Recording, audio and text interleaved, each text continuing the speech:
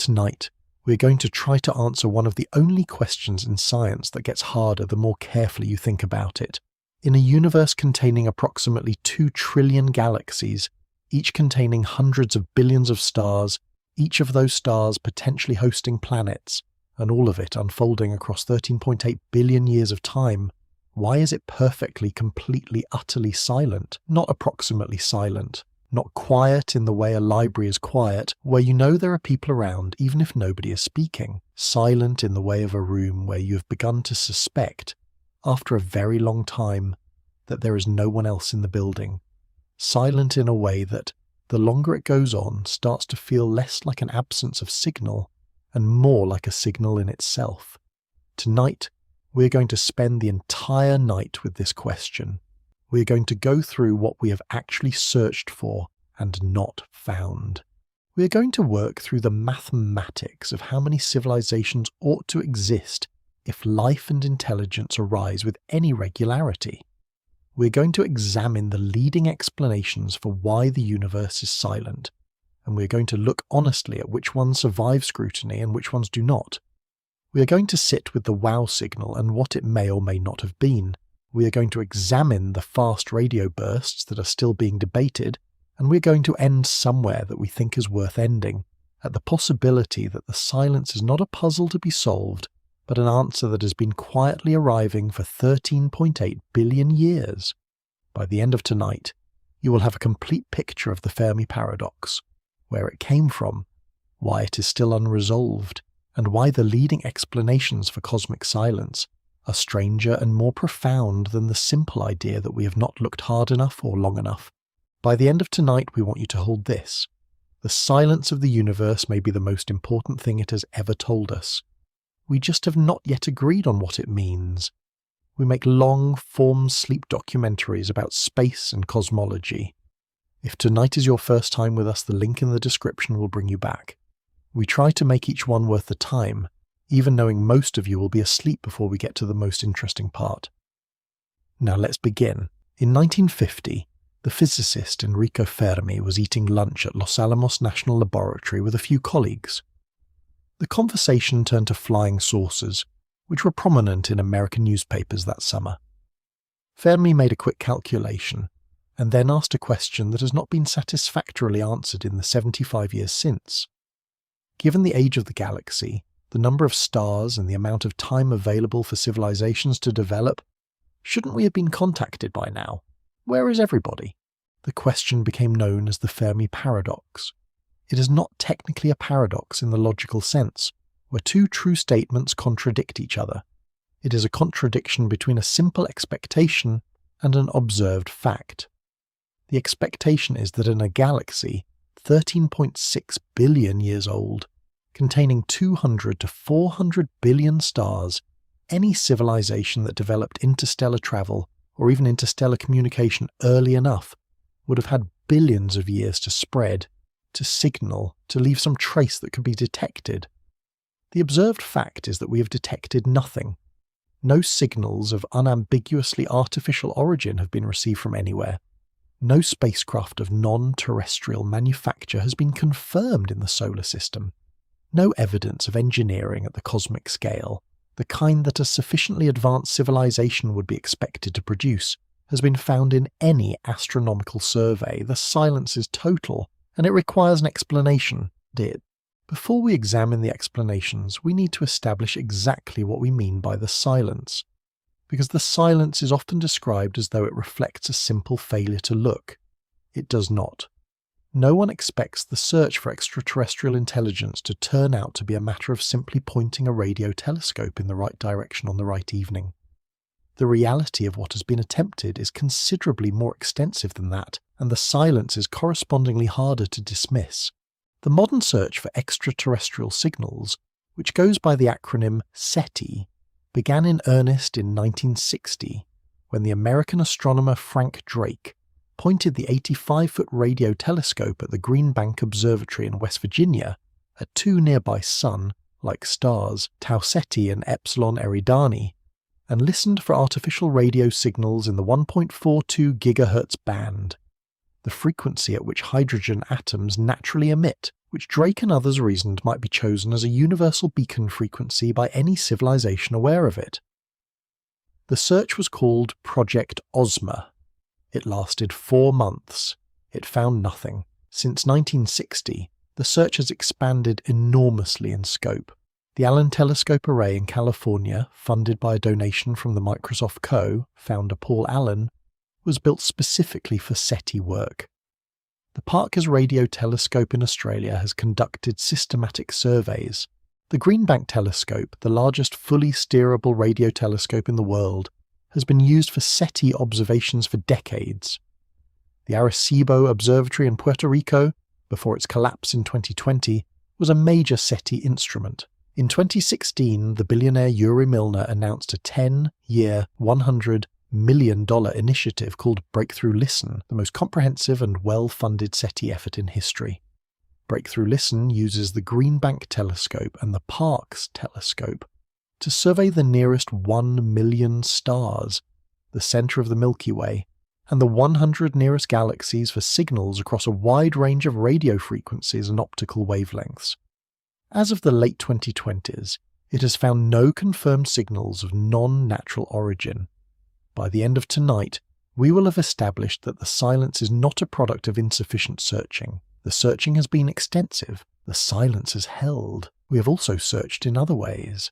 Optical SETI looks for laser pulses or other artificial light sources from nearby stars, on the grounds that a civilization might choose to communicate via a tight beam of light rather than radio waves, which spread in all directions. No artificial laser signals have been confirmed. We have searched for evidence of what are called Dyson spheres or Dyson swarms, structures built by an advanced civilization around a star to capture its total energy output. A civilization that had harvested the complete energy output of its star would cause that star to go dark or dim in visible light, but to emit large amounts of waste heat in the infrared. Searches through astronomical catalogues for stars with anomalous infrared excess have found candidates but no confirmed non-natural Dyson structures. We have examined the possibility that an advanced civilization might travel between stars using self-replicating probes, often called von Neumann probes, that arrive at a star system, use its resources to build copies of themselves, and send those copies onto other systems. A single probe launched from a single civilization could, if it reproduced at each destination and sent copies onward, reach every star in the galaxy within about 10 million years, even travelling at a small fraction of the speed of light.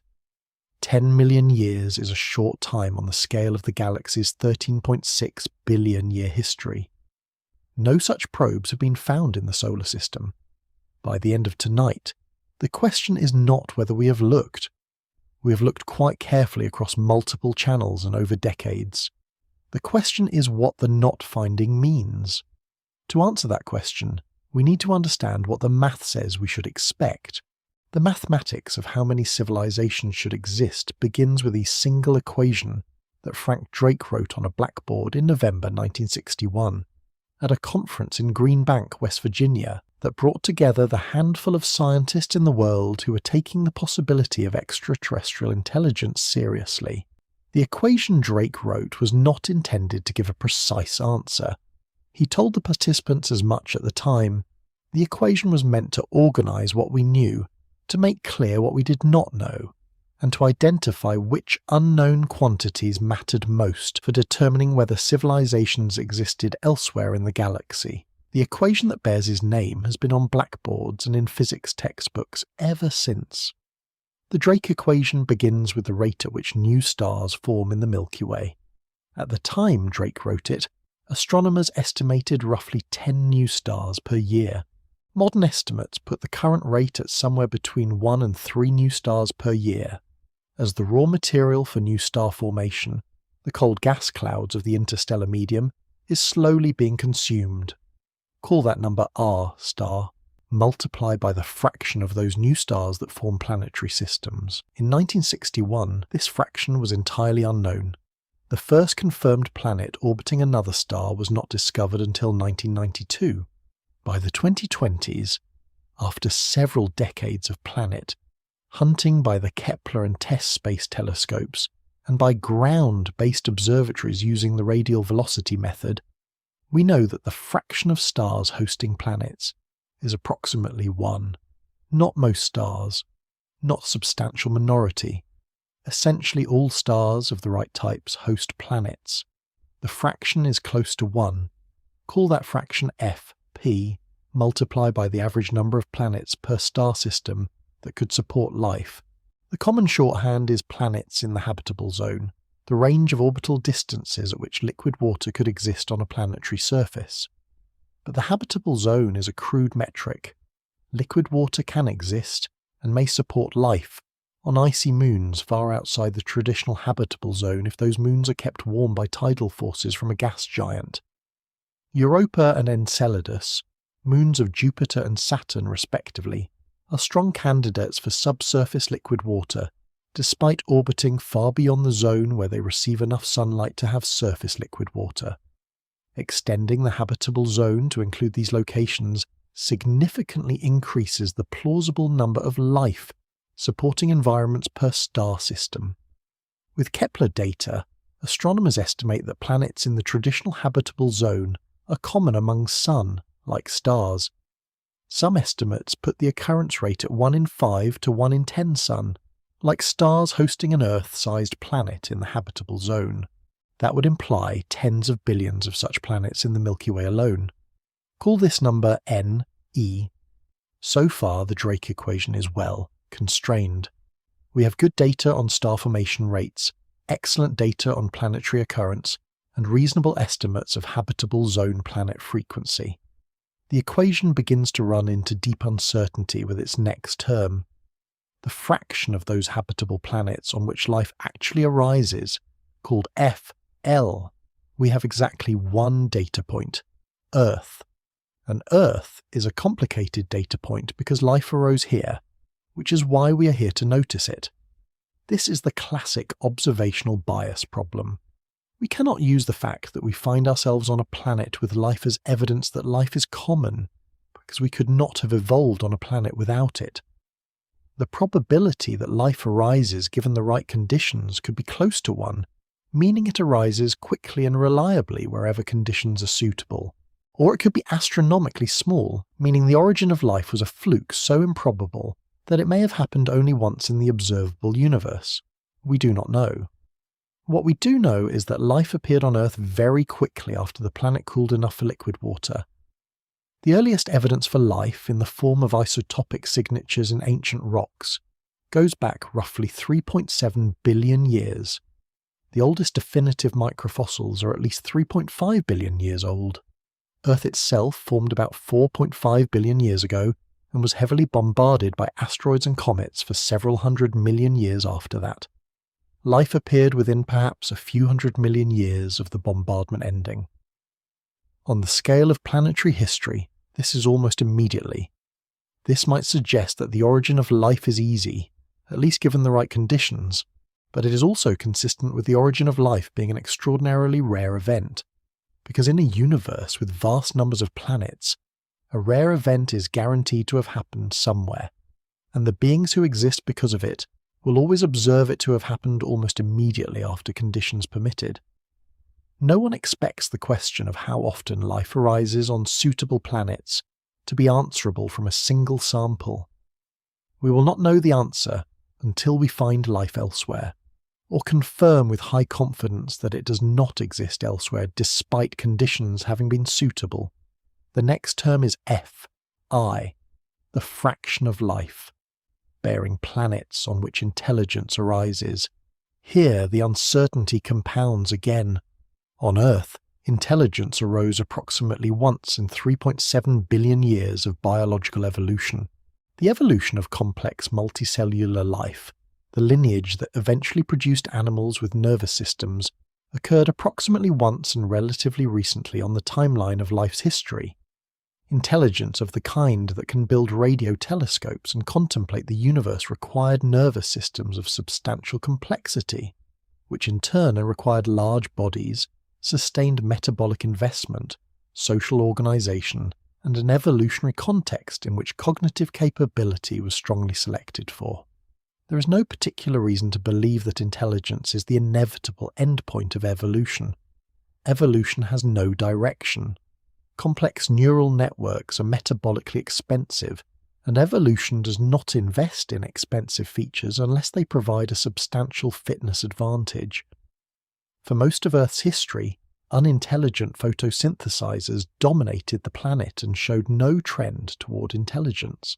The particular combination of circumstances that drove the evolution of tool, using intelligence in one primate lineage in one corner of one continent on one planet, during one epoch of that planet's history, may have been exceptional, or it may not. We do not know. The next term is FC, the fraction of intelligent civilizations that develop technology detectable across interstellar distances. This term is often set close to 1 on the assumption that technological civilization is the natural outgrowth of intelligence. But technology of the kind detectable by SETI, radio transmitters, laser systems, industrial, scale engineering, requires a very specific kind of intelligence, one that is social, curious about the physical world, capable of mathematical reasoning, and motivated to build machines for purposes beyond immediate survival. The assumption that intelligence inevitably leads to detectable technology may not be warranted. And then there is the final term, the one that dominates the equation. L, the average lifetime in years of a communicating civilization. If civilizations are short-lived, the equation gives a small number of contemporaries in the galaxy, even if life and intelligence are common. If a civilization broadcasts detectable signals for only a few centuries before it either goes silent or destroys itself, and if it takes a few 100 million years for a new civilization to emerge somewhere else, then at any given moment, the average number of broadcasting civilizations in the galaxy may be very small, possibly less than 1, meaning we're unlikely to be alive at the same time as any other broadcasting civilization within detectable range. This is the point in the Drake equation where the paradox becomes sharpest, not because the numbers are necessarily small, but because L, the lifetime term, is the one parameter in the equation that human civilization has the least ability to estimate and the most reason to worry about. When Drake first ran the equation at the 1961 conference, the participants estimated N, the number of detectable civilizations in the Milky Way, at somewhere between 1,000 and 1 billion. The range across 9 orders of magnitude tells you how uncertain the inputs are. Current estimates, more carefully reasoned and constrained by better data on the early terms, range from less than 1, meaning we are probably alone in the Milky Way, to millions, meaning the galaxy should be teeming with civilizations we have not yet found. What no estimate of N can avoid is this. If N is large, if the galaxy is full of civilizations, then the silence requires an explanation beyond the mere difficulty of detection, and that explanation points towards something uncomfortable. In 1998, the cosmologist Robin Hanson named that uncomfortable thing the Great Filter. The Great Filter is not a physical object. It is a term for whatever process or processes are responsible for filtering out the civilizations that should, by the math, be observable. If intelligent life should be common and is not detectable, something is eliminating or suppressing it. That something is the Great Filter. The question that determines how worried we should be is where in the history of life and civilization the Great Filter is located. Is it behind us or ahead of us? If the Great Filter is behind us, meaning it is a step in the development from chemistry to civilization that was extraordinarily difficult to pass, then we are in some sense relieved. The silence is explained. The universe is silent because the filter is so difficult that we are among the very few, possibly the only, species to have made it through.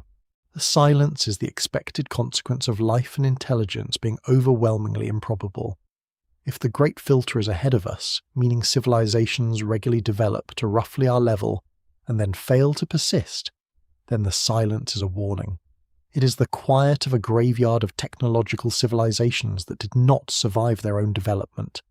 The problem is that we do not know which scenario is true, and identifying candidates for where the Great Filter might be located turns out to be a deeply unsettling exercise.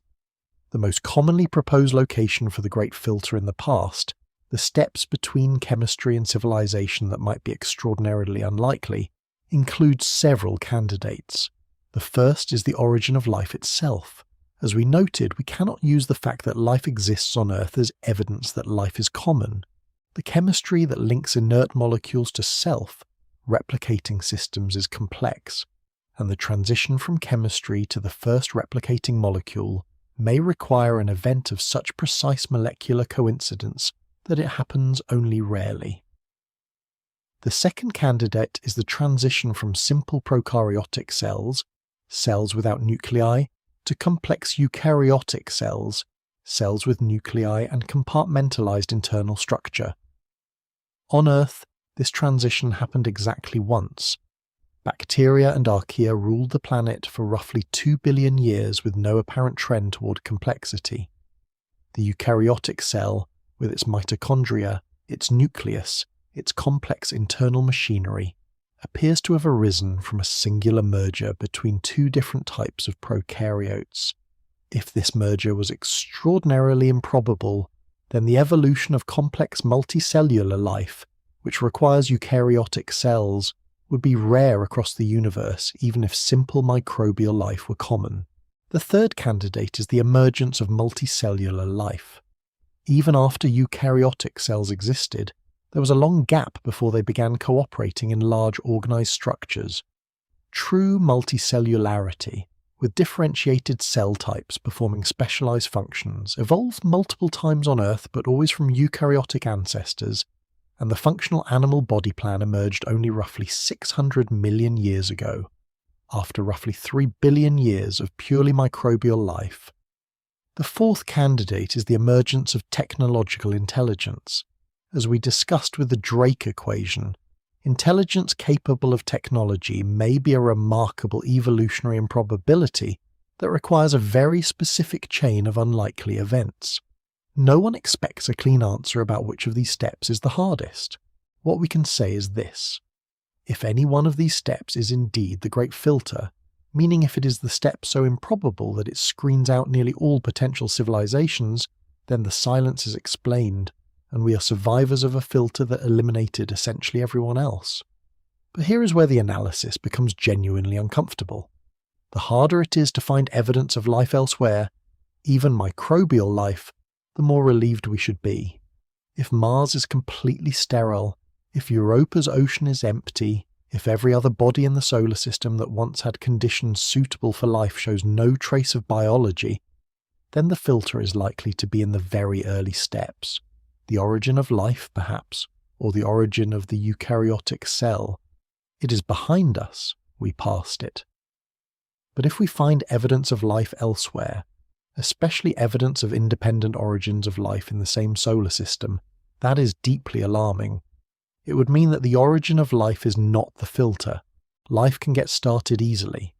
If life can get started easily and the galaxy is still silent, the filter must be somewhere later in the development chain, in the emergence of intelligence, in the emergence of technology, or, most frighteningly, in what happens to civilizations after they develop technology.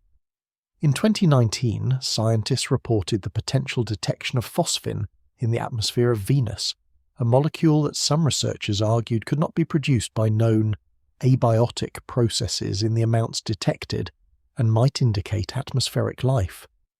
The detection was subsequently disputed, and later analyses suggested the signal may have been an artifact of data processing.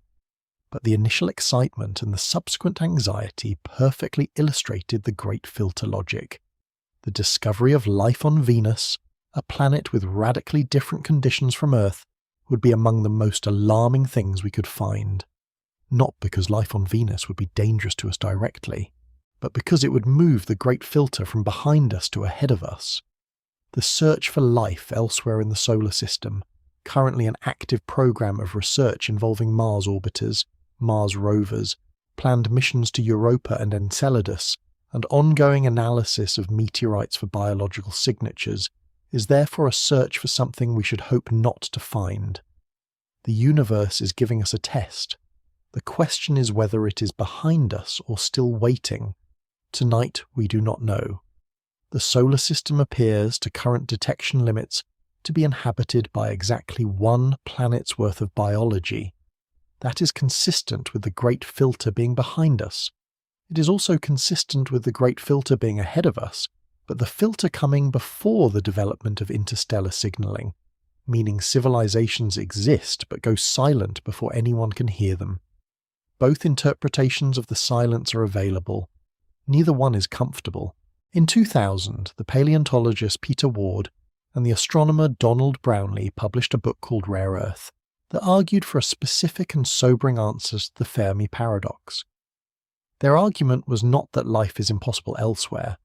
It was that the conditions that produced complex, intelligent life on Earth are so specific, so dependent on improbable coincidences of geology, orbital mechanics, planetary neighbours, and galactic location, that Earth is not merely one example of a life, bearing planet among billions. It may be essentially unique. Ward and Brownlee called their argument the Rare Earth Hypothesis. It has been debated extensively since its publication, and it has both defenders and critics among planetary scientists, astrobiologists, and astronomers. But it identifies a set of conditions for complex life that deserve careful attention, because each condition represents a filter. Begin with the star. The Sun is a G, type a main sequence star, what astronomers call a yellow dwarf. Stars of this type are not the most common in the galaxy.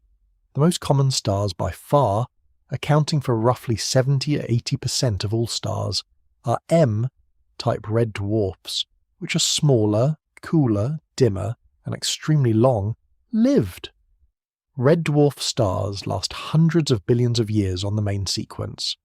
A planet orbiting a red dwarf in the habitable zone, defined as the range where liquid water could exist on the surface, would necessarily orbit very close to the star because the star is so faint, close enough that tidal forces would likely lock the planet's rotation to its orbital period, producing one permanent day side and one permanent night side.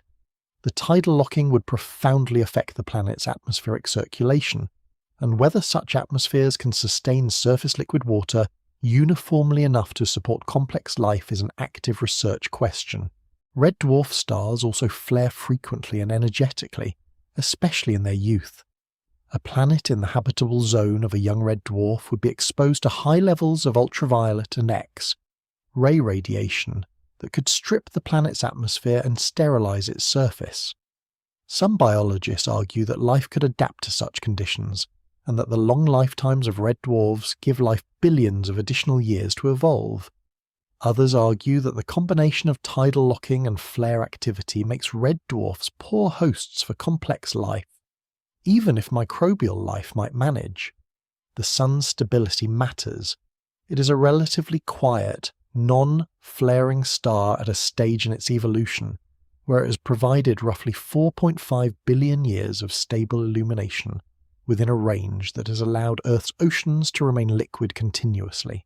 The stability of that illumination, varying by perhaps 0.1% over the course of decades rather than by large fractions over short timescales, is a prerequisite for the sustained biochemical processes that built complex biology on Earth. Now consider the planet. Earth orbits in the habitable zone, but habitable zone membership alone is not enough. The Rare Earth hypothesis points to several additional conditions that appear improbably satisfied. The Moon. Earth has an unusually large moon relative to the size of the planet. No other rocky planet in the inner solar system has a moon this large. The moon stabilizes Earth's axial tilt, which is currently about 23.5 degrees. Without the moon's stabilizing gravitational influence, Earth's axial tilt could wander chaotically over a range from nearly 0 degrees to nearly 90 degrees on timescales of hundreds of millions of years.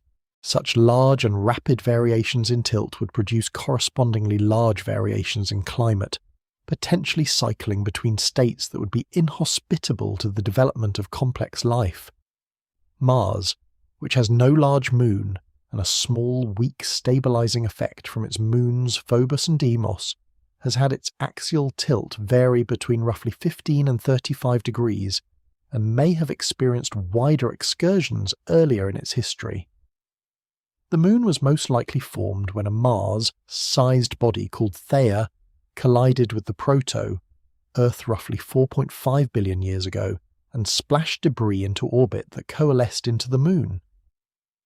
This was an improbable event. No one expects Mars-sized impactors to deliver exactly the right angular momentum to exactly the right growing planet at exactly the right time in exactly the right planetary system to produce exactly the right satellite for axial stabilization. But here we are, Jupiter. The solar system's architecture includes a gas giant of enormous mass in an orbit that is, in cosmic terms, well placed.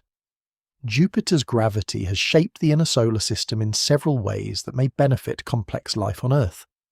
The dominant one is the clearing and deflection of objects from the asteroid belt in the outer solar system. Jupiter sweeps up or ejects much of the material that would otherwise strike the inner planets, reducing the frequency of large impacts on Earth. Without Jupiter, impact rates on Earth over the last 600 million years, during which complex multicellular life has existed, would likely have been substantially higher.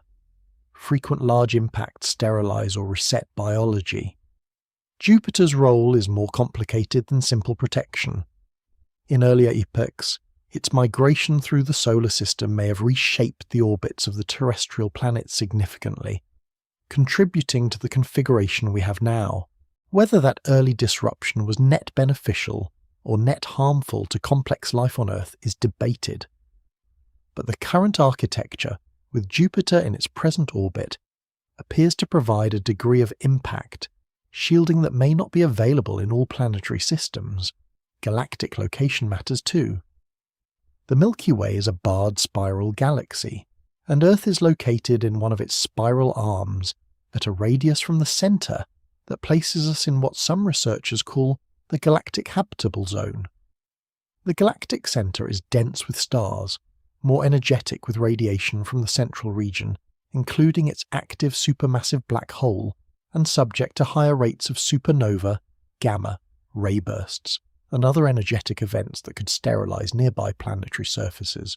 The outer edge of the galaxy is poor in the heavy elements necessary for rocky planets and for the complex chemistry of life, because those elements were produced by earlier generations of stars and are more abundant in the inner regions. Our position in the galactic disk, roughly 26,000 light-years from the centre, sits in a region that is relatively quiet, relatively rich in heavy elements from previous stellar generations, and far enough from the centre to avoid the most intense radiation environment. The same calculation applied elsewhere suggests that a significant fraction of potential stellar systems, those too close to the centre, too far from the centre, or in environments with high rates of sterilizing events, might not be in the galactic habitable zone. The rare Earth hypothesis does not claim that Earth is unique with mathematical certainty. It claims that when you multiply the probability of each favourable condition together, a sun of the right type, a large stabilizing moon, a gas giant in a helpful orbit, a location in the galactic habitable zone, a planet with the right size and composition and tectonic activity to maintain long-term climate stability, the product might be small enough that complex life is rare in the galaxy, even if microbial life is widespread. Critics of the rare Earth hypothesis point out that we are again working from a single data point, and that our expectations about what is necessary for complex life are shaped entirely by how life works on Earth.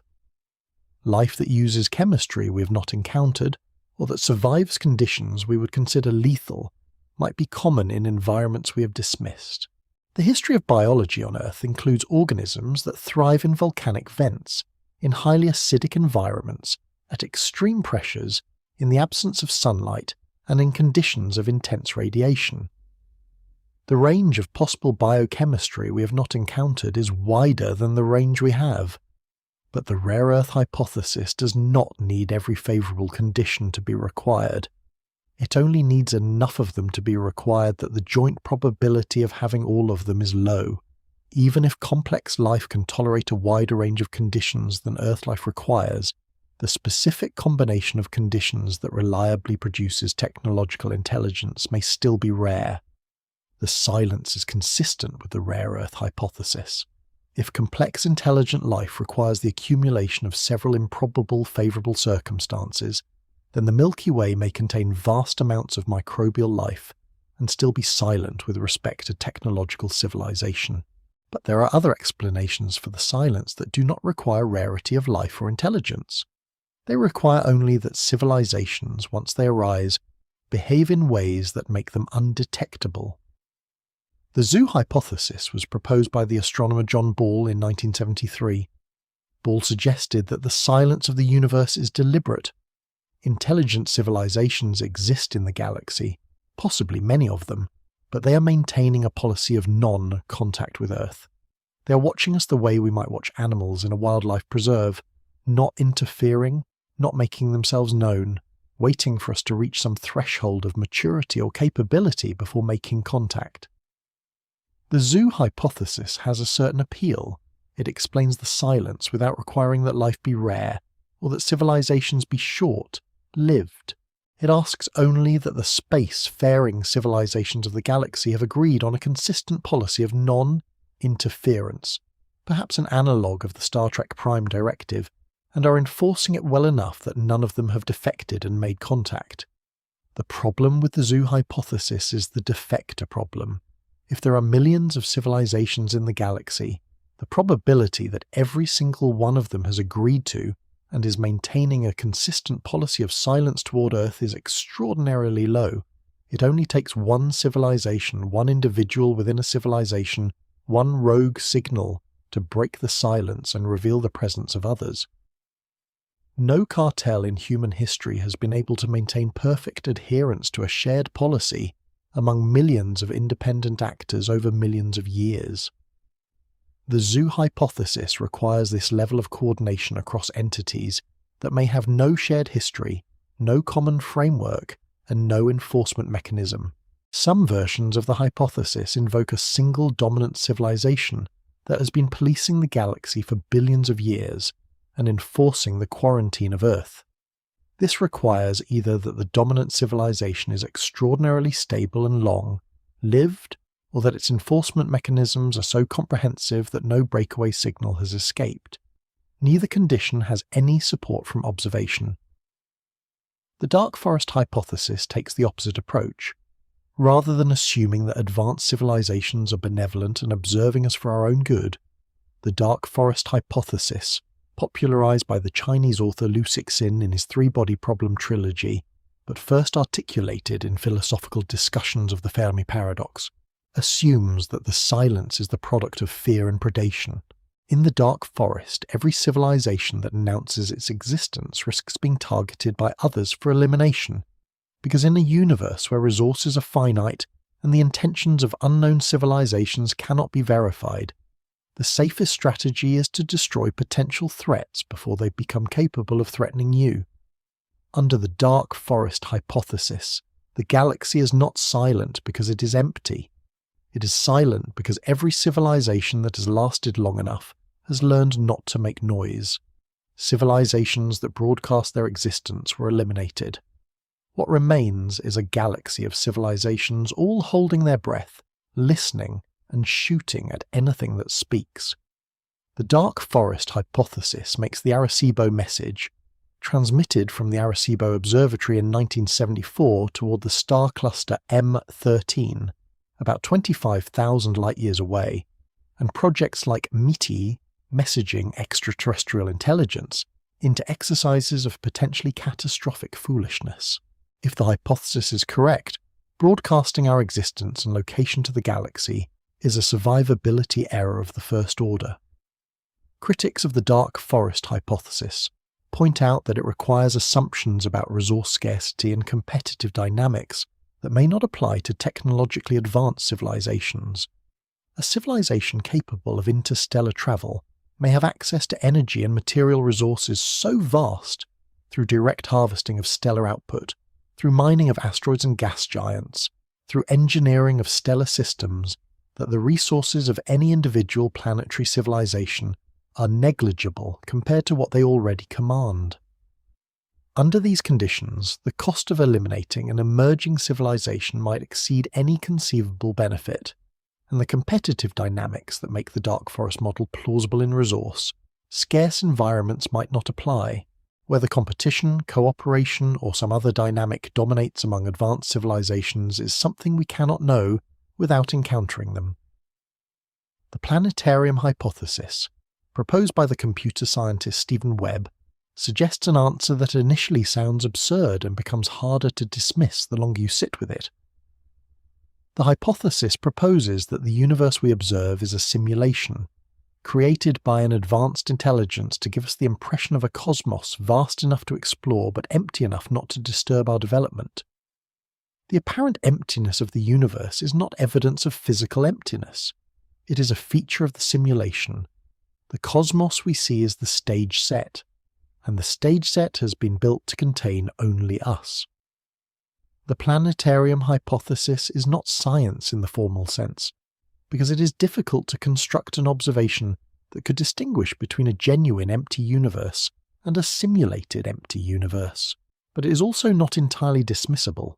The simulation hypothesis in its general form, the idea that a sufficiently advanced civilization could construct a computation detailed enough to simulate a universe, including conscious observers within it, is taken seriously by some physicists and philosophers because the computational requirements, though staggering, are not obviously impossible given unlimited technological development. The Transcension Hypothesis offers a different escape from the Fermi paradox. The hypothesis, developed most fully by the futurist John Smart, proposes that advanced civilizations do not expand outward into the universe. They expand inward into ever smaller scales of computation and complexity, into nanotechnology, into molecular scale machinery, into quantum computation, and eventually into the computation of intelligence at the smallest possible physical scales. A civilization undergoing transcension would not build Dyson spheres or colonize star systems. It would become invisible by becoming smaller and denser, not larger, until it occupied a region far too small to be detectable by radio telescopes or infrared surveys. The intuition behind the Transcension Hypothesis draws on the observable trend in human technology. Each generation of computing hardware gets physically smaller while becoming more capable. If this trend continues far enough, the trajectory of technological development may lead inward rather than outward. A civilization that has achieved intelligence at the nanoscale or smaller would be technologically undetectable by any means we currently possess or could easily conceive of. No one predicts which of these hypotheses is correct. They may all be wrong. The truth may be something we have not yet conceived. But they share a common feature. They propose that the silence of the universe can be explained without requiring that intelligent life is rare. The universe might be full of civilizations that are invisible to us for reasons that have nothing to do with the rarity of intelligence. And then there is the hypothesis that takes none of these exotic explanations, and instead proposes the simplest answer. We have not been listening long enough, and the universe is simply too large. The question of whether we should be listening is one half of the SETI problem. The other half, considerably more contentious, is whether we should be transmitting. METI, Messaging Extraterrestrial Intelligence, is the active counterpart of SETI, deliberately sending signals into the galaxy in the hope of being heard. The most famous example in history is the Arecibo message, transmitted from the Arecibo Observatory on November 16, 1974, toward the globular star cluster M13, which lies approximately 25,000 light-years from Earth. The Arecibo message was designed by Frank Drake and Carl Sagan and encoded in binary, representing the numbers 1 through 10, the atomic numbers of the elements that make up DNA, the molecular formulas for the nucleotides of DNA's base pairs, a graphical representation of the double helix, a figure of a human being with population count and average height, a diagram of the solar system with Earth indicated, and a representation of the Arecibo telescope itself. The message contained 1,679 binary digits, arranged as a rectangle 73 rows by 23 columns. Both 73 and 23 are prime numbers, and the factorization was intended to signal that the arrangement into a 73 by 23 grid was the intended decoding method. It was a brief broadcast lasting less than 3 minutes. A reply from M13, if one was sent immediately upon receipt, would not arrive on Earth for approximately 50,000 years. The Arecibo message was largely a demonstration of technological capability, rather than a serious attempt at communication. Sagan himself acknowledged that the specific target, a globular cluster so dense with stars that it is unlikely to host long, lived planetary systems around its stars due to gravitational disruption, was chosen partly for the dramatic effect of transmitting into a rich star field. Subsequent METI efforts have been more deliberate. The cosmic call messages transmitted from the Evpatoria radio telescope in Ukraine in 1999 and 2003 were aimed at specific nearby sun-like stars. A teenage message was transmitted in 2001. The Cosmic Call 2 in 2003 targeted 5 stars at distances ranging from 51 to 69 light-years, meaning the earliest any reply could arrive is around 2100. The debate over METI has become increasingly serious as the capabilities for transmission have grown, and as the Fermi paradox has received more rigorous analytical attention. In 2015, a group of scientists and technologists, including the physicist and science communicator David Brin, signed an open letter calling for a moratorium on active METI transmissions, pending an international discussion about the risks. The letter argued that sending signals into the galaxy before understanding the nature and intentions of potential receivers was premature and potentially dangerous.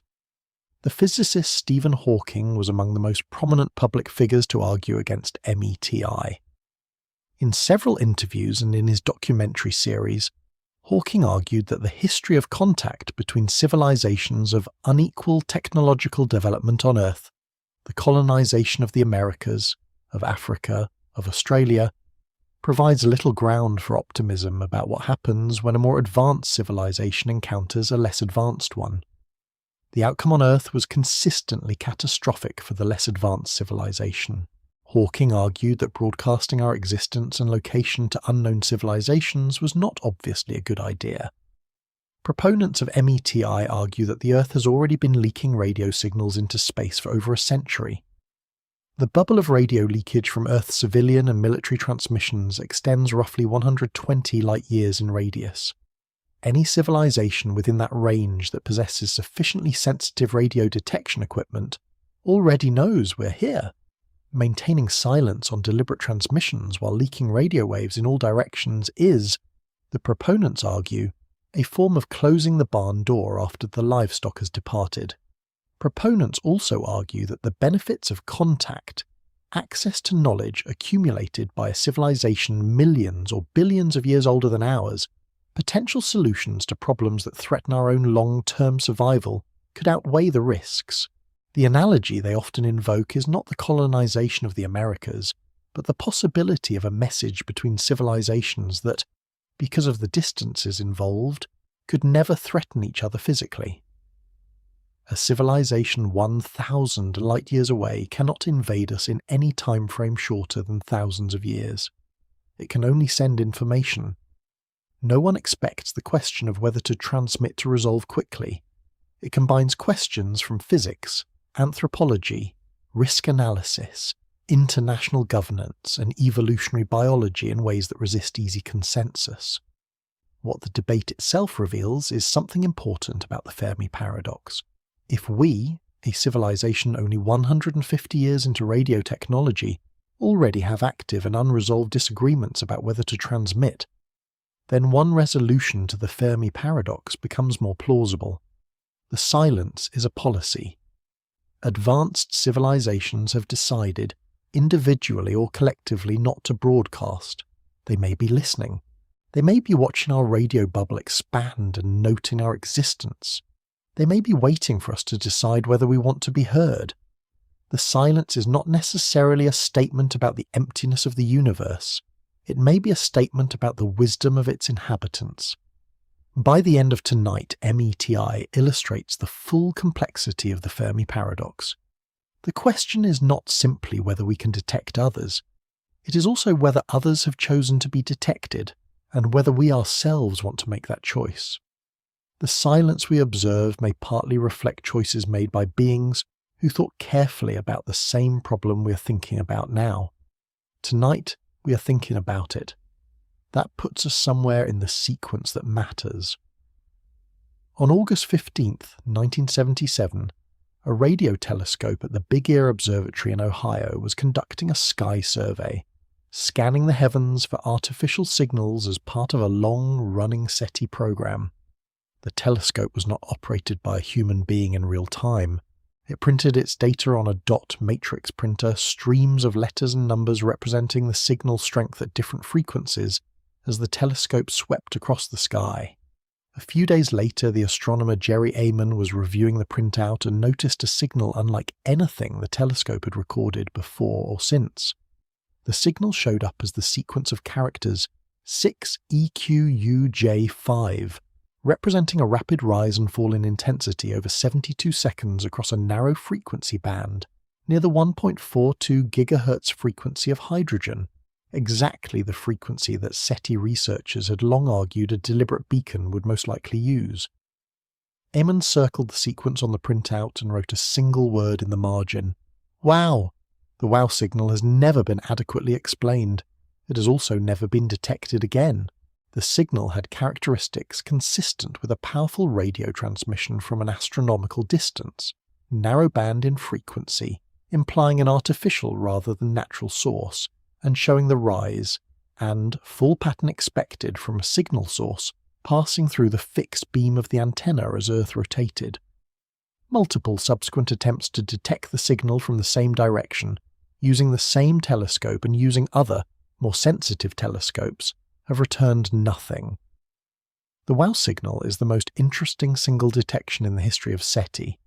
It is also the most frustrating, because a detection that cannot be replicated or followed up is not a confirmed detection by any scientific standard. It might have been an artificial signal of extraterrestrial origin. It might have been a brief burst of natural radio emission from some unusual astrophysical process not yet understood. It might have been radio frequency interference from a satellite or aircraft that happened to coincide in frequency and direction with the telescope's field of view in a way that produced an artifact. It might have been a transient event that produced a single, non-repeating signal from whatever source it was. No one predicts that the single, most compelling signal in 65 years of SETI work would turn out to be 72 seconds that no one has been able to reproduce. But that is the situation. The debate about the WOW signal was partly revived in 2016 when a team of astronomers at the Center for Planetary Science published a paper arguing that the signal could have been produced by two comets passing through the telescope's field of view at the right time, because comets emit hydrogen that could produce a narrowband radio signature in the right frequency range. This explanation was disputed by other researchers who noted that the comets in question were not established to have been at the right location at the right time, and that the proposed mechanism had not been demonstrated to produce signals of the strength and narrowness of the WOW signal. The honest answer is that we do not know what the WOW signal was. That uncertainty is not the same as an explanation for it. In 2007, the astronomers Duncan Lorimer and Matthew Bales, working with data from the Parkes Radio Telescope in Australia, discovered a brief but extraordinarily intense burst of radio emission that lasted only a few milliseconds, but was so energetic that it appeared to originate from outside the Milky Way, from a distance of several billion light years.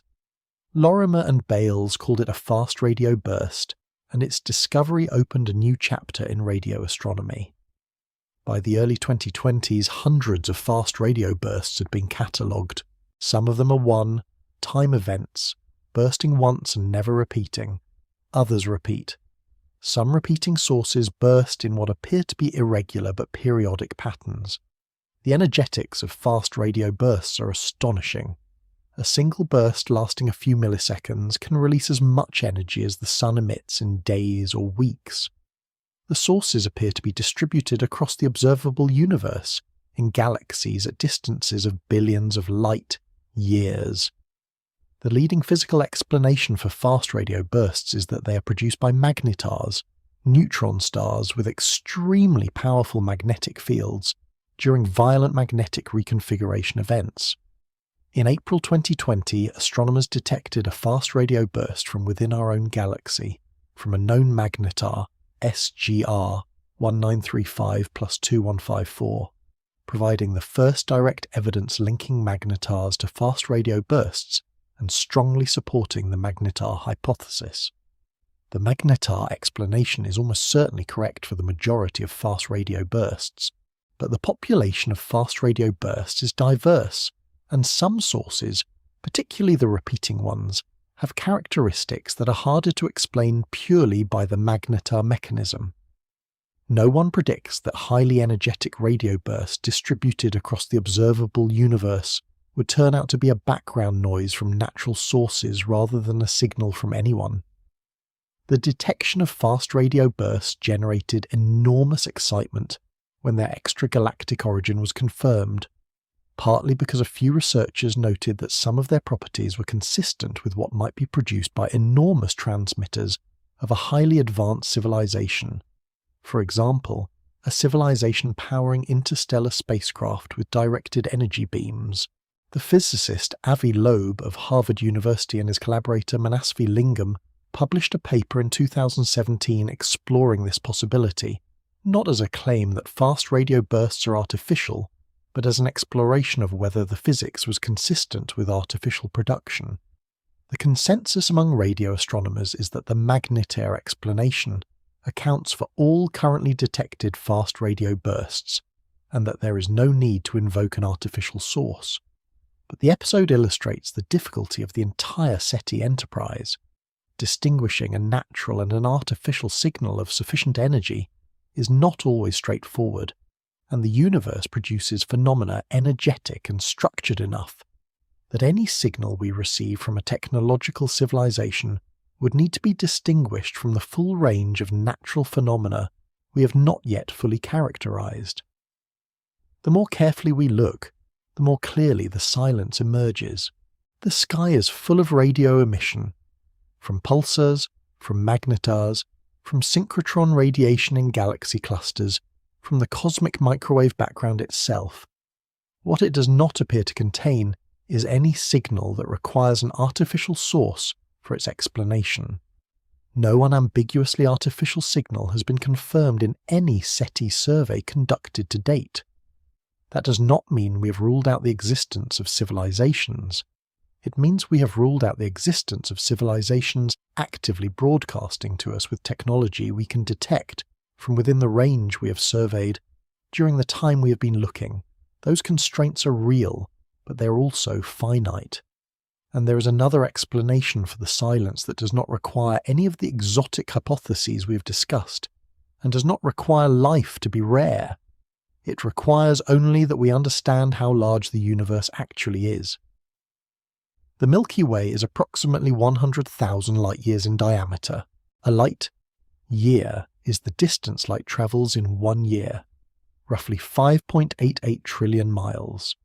The Milky Way is 588 quadrillion miles across, a number that is simply too large to visualize, and whose scale we will try to convey by other means. The nearest star to the Sun is Proxima Centauri, 4.24 light-years away. If the Earth were a golf ball sitting on the goal line at one end of a football field, Proxima Centauri would be at the same scale of about 1.1 miles away. No existing spacecraft could reach Proxima Centauri in any reasonable time. The Voyager 1 spacecraft, launched in 1977, and currently the most distant human-made object from Earth at roughly 15 billion miles, is travelling at about 38,000 miles per hour. At that speed, it would take approximately 75,000 years to reach Proxima Centauri, if it were travelling in that direction, which it is not. The fastest spacecraft we have ever launched, using the gravity of the planets for acceleration, travel at similar speeds. A spacecraft launched today from Earth travelling at the speed of Voyager 1 would take 75,000 years to reach the nearest star. The 100,000 light-year diameter of the galaxy would take 2.5 billion years to cross at Voyager 1 speed. Now think about what the distances mean for communication. If a civilization 100 light-years away began broadcasting a radio signal toward Earth today, we would not receive that signal for 100 years. If we then replied, another 100 years would pass before our reply arrived. A single exchange of messages would take 200 years. If that same civilization broadcast a signal not specifically toward Earth, but in all directions, we might pick it up, only if we were pointing our telescopes in the right direction, at the right frequency at the right time, and if the signal was powerful enough to still be detectable after travelling 100 light-years and spreading out through space according to the inverse square law. The inverse square law is the mathematical reality that most discussions of SETI quietly step over. Radio waves spread in all directions from their source. The power available at any given point in space decreases with the square of the distance from the source. A signal that is 1 unit strong at 1 light-year is 1/4 as strong at 2 light-years, 1/9 as strong at 3 light-years, 1/100th as strong at 10 light-years, 1/10,000th as strong at 100 light-years. The most powerful radio transmitter on Earth, the Arecibo radar when it was operational, would have been detectable by a receiving telescope the size of Arecibo to a range of perhaps 200 light-years, under optimal conditions. The Milky Way is 100,000 light-years across. Our radio leakage, the sum of all the television and radio broadcasts and radar signals that have been escaping from Earth since the invention of radio in the late 19th century, forms a bubble perhaps 120 light-years in radius around the Sun. The Milky Way is roughly 800 times wider than that bubble. If another civilization is emitting radio leakage at the level of current human civilization, we would need to be very close to them and pointing a very large telescope precisely at them to detect it.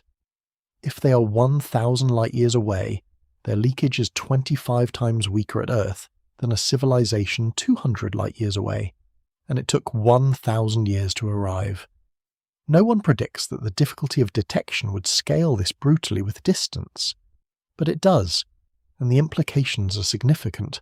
If civilizations in the Milky Way are separated by an average of 1,000 light-years, which would require roughly 1 million technological civilizations in the galaxy simultaneously, the practical ability to detect any of them with radio signals would be extremely limited.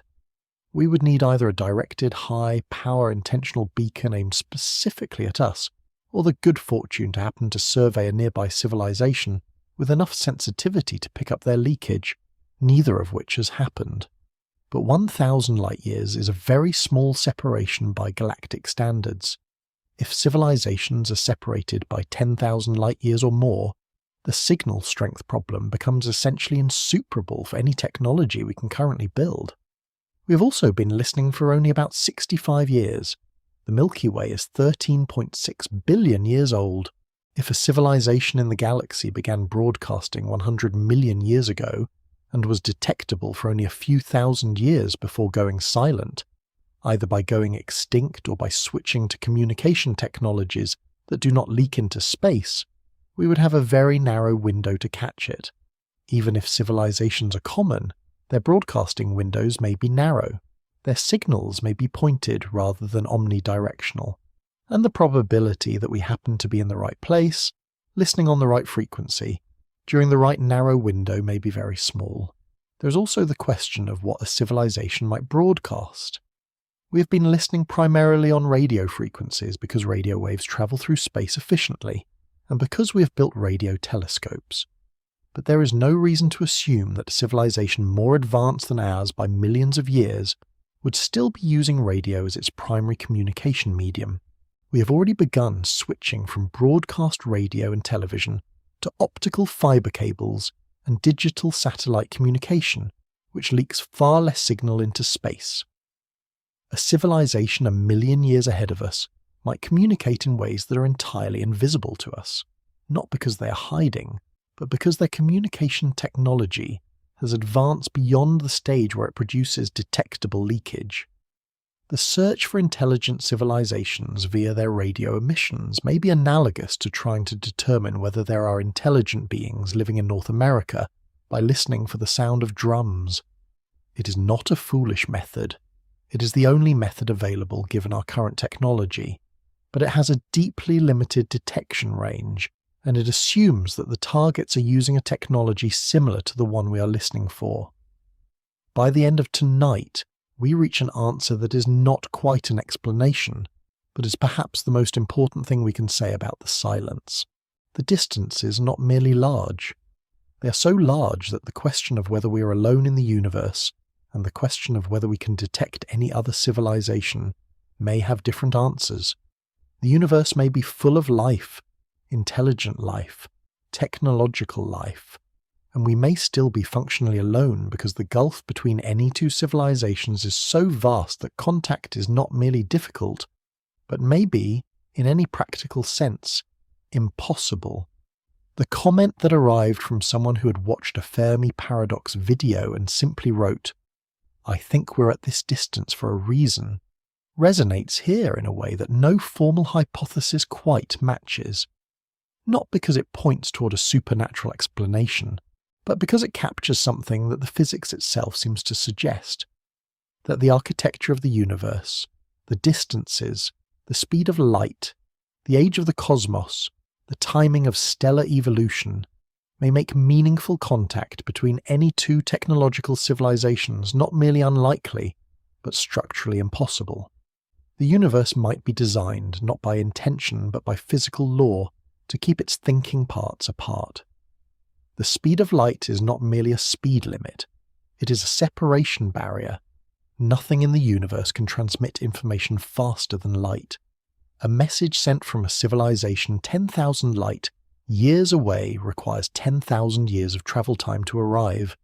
A reply requires another 10,000 years. A civilization that sends a message and waits for a reply will not receive it for 20,000 years.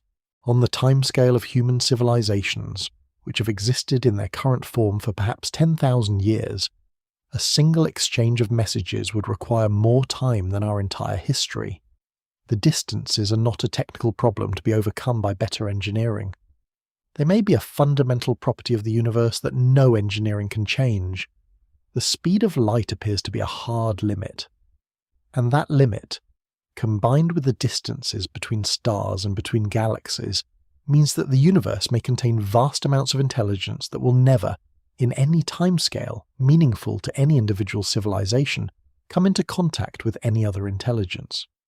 We are not alone in the way the question is usually asked.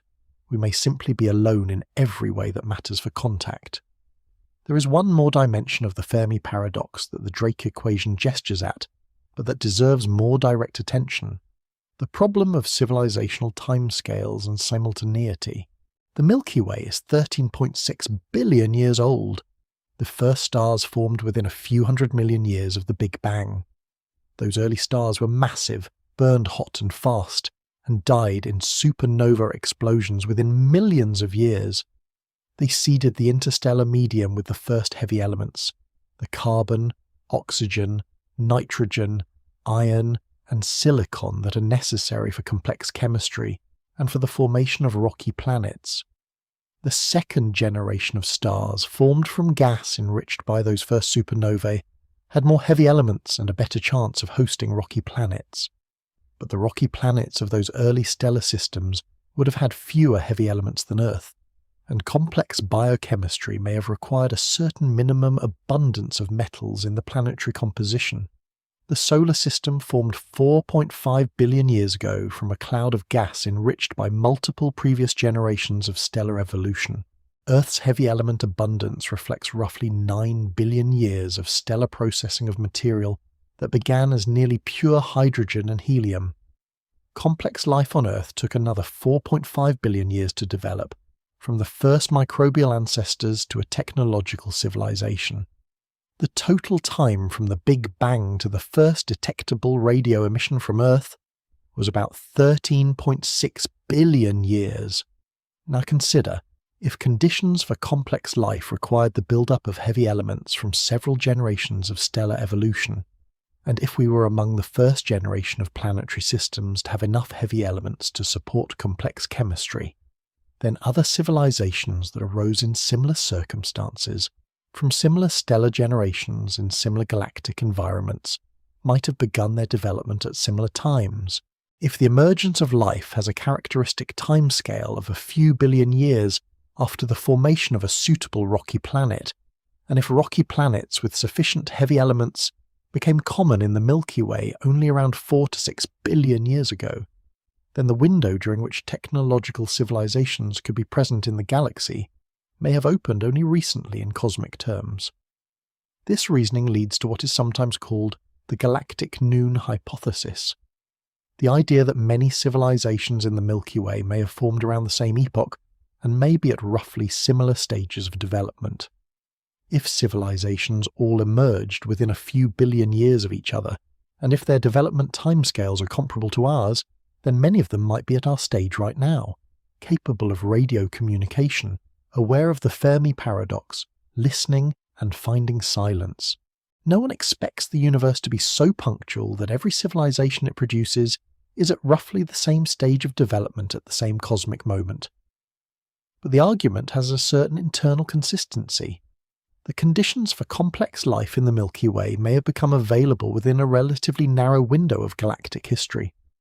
If we are among the first generation of civilizations to arise in that window, we may be looking for others that have not yet arrived. If we are among the middle or late generations, the earlier ones may have gone silent or transcended into invisibility. The civilizational lifetime problem cuts in the other direction as well. A civilization 100 million years older than ours would have had 100 million additional years to develop technology. The gap between our current capabilities and what might be achievable with 100 million more years of technological development is simply impossible to conceive. If even one civilization in the Milky Way had a 100 million year head start and survived that long, it seems likely that it would have produced signatures detectable across much of the galaxy. The absence of any such signature is either evidence that no civilization has had that long head start, or that civilizations with that much development do not produce signatures we can detect, or that civilizations do not persist for 100 million years. The last of those possibilities, that civilizations do not persist for geologically long times, brings us back to the most uncomfortable version of the Great Filter. A civilization that destroys itself within a few thousand years of developing radio technology would broadcast for a brief window and then go silent. The silence of the galaxy might not reflect rarity of life or rarity of intelligence. It might reflect the consistent brevity of the period between technological capability and existential catastrophe. We are, as of this moment, approximately 150 years past the invention of radio and roughly 80 years past the development of nuclear weapons. The development of artificial intelligence, biotechnology, climate feedback systems and other technologies that could pose existential risks to human civilization is accelerating. We do not know whether we will survive the next few hundred years. We do not know whether the development of a civilization capable of interstellar communication typically leads to a civilization capable of interstellar persistence. By the end of tonight, the Fermi paradox is not merely an astronomical puzzle, it is a mirror. The silence of the universe reflects on us. Whatever the reason for that silence, our position within it, as a young, fragile, technically capable species in the earlier stages of our development, is one that calls for attention. Tonight, we've been that species for roughly 150 years. The Milky Way has been waiting for much longer. The history of SETI is worth dwelling on, not as a catalogue of failures, but as a chronicle of a species doing something unprecedented, systematically listening to the universe in search of its own kind. Frank Drake's Project Ozma in 1960 was modest by any measure. A single telescope, 2 target stars, 4 months of observation at one frequency. The results were negative, which surprised no one who had thought carefully about the problem. 2 stars out of 400 billion is not a survey. It was a proof of concept. The year after Ozma, Drake organised a meeting at the Green Bank Observatory attended by 11 scientists, including the Nobel Prize, winning chemist Melvin Calvin, the dolphin researcher John Lilly, the physicists Philip Morrison and Giuseppe Cocconi, and the astronomer Carl Sagan, then a young researcher. The group, which Sagan nicknamed the Order of the Dolphin, after Lilly's work with cetacean intelligence, produced the framework for what would become the long-term SETI program, and spent a day with the Drake equation, estimating its terms and marvelling at how poorly constrained they were. Carl Sagan would spend much of his career arguing that SETI was scientifically legitimate and deserving of serious institutional support. His popular science writing, his novel Contact, adapted into the 1997 film with Jodie Foster, and his television series Cosmos brought the Fermi paradox to wider public attention than it had previously received and embedded the romantic image of SETI, the patient listening, the hope of contact, into popular culture. The Ohio State University radio telescope that recorded the WOW signal had been running a systematic sky survey called Big Ear since 1973. The survey was the longest-running SETI effort of its era, scanning the sky repeatedly across multiple frequencies and accumulating data for years. The WOW signal emerged from this long-term systematic effort, not from a targeted search. It was found precisely because the survey was continuous, and the data was reviewed carefully by human eyes. The 1970s and 1980s saw an expansion of SETI efforts, with the development of specialized hardware to scan more frequencies simultaneously. The SETI Institute, a non-profit organization founded in 1984, began consolidating expertise and funding for SETI research, and eventually developed the Allen Telescope Array, an array of 42 linked radio dishes in California designed for continuous SETI observation. NASA's involvement in SETI was brief and ended with a congressional cancellation. The agency's high-resolution microwave survey, approved in 1988 and launched in October 1992, was cancelled by Congress in 1993 after Senator Richard Bryan of Nevada mocked it as a waste of money on a search for little green men. The cancellation effectively removed federal funding from SETI, which has been dependent on private philanthropy ever since. No one expects a scientific program of this potential importance to be cancelled for political reasons within a year of beginning operations, but that is what happened, and the field has operated at the margins of major institutional science ever since. Breakthrough Listen, funded by Yuri Milner's philanthropic organization Breakthrough Initiatives starting in 2016, represented the largest single investment in SETI in history. The $100 million 10-year program brought SETI back into the realm of instrumented high-quality observational science. By the mid-2020s, Breakthrough Listen had surveyed more stars at more frequencies with more sensitivity than all previous SETI efforts combined. It had found no confirmed signals. The most detailed recent analysis of Breakthrough Listen data, a paper published in 2023, reported the results of a machine learning analysis of data from the Green Bank telescope covering 820 stars and 60 galactic regions. The analysis detected and eliminated millions of candidate signals from radio frequency interference and natural astrophysical sources. No signals consistent with a non-natural, non-terrestrial origin survived the analysis. This does not mean the search has failed.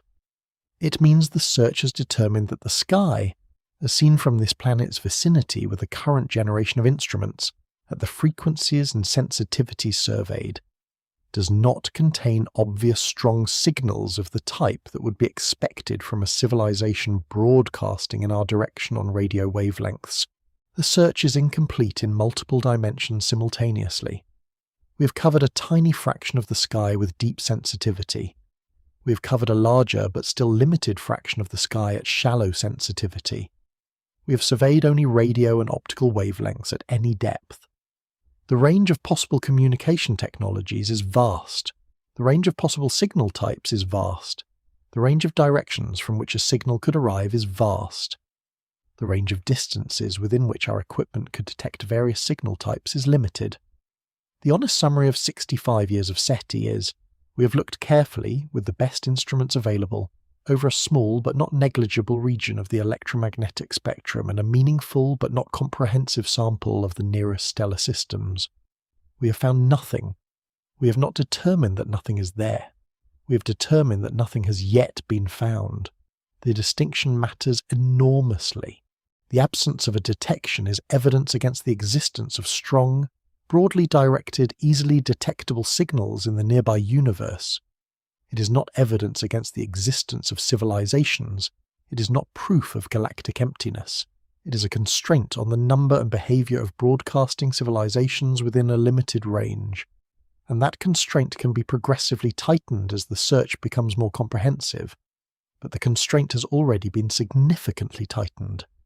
If civilizations broadcasting at the power level of a Type 2 civilization on the Kardashev scale, a civilization that has harnessed the complete energy output of its home star, roughly 10 to the 26th power watts, were common in the Milky Way, we would likely have detected them by now.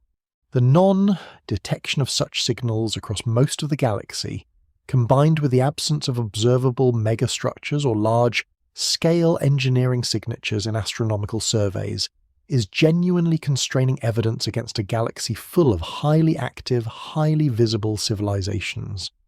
Something is causing the silence. Whether it is rarity, distance, behavior, or a fundamental feature of the universe's physical structure, we do not yet know. In 1964, the Soviet astrophysicist Nikolai Kardashev proposed a classification system for technological civilizations based on the amount of energy they could command and direct. The Kardashev scale has 3 primary levels. A Type 1 civilization can harness all the energy available on its home planet, including all solar energy striking its surface. Humanity is not yet a Type 1 civilization. We currently use approximately 100,000th of the solar energy striking the Earth's surface.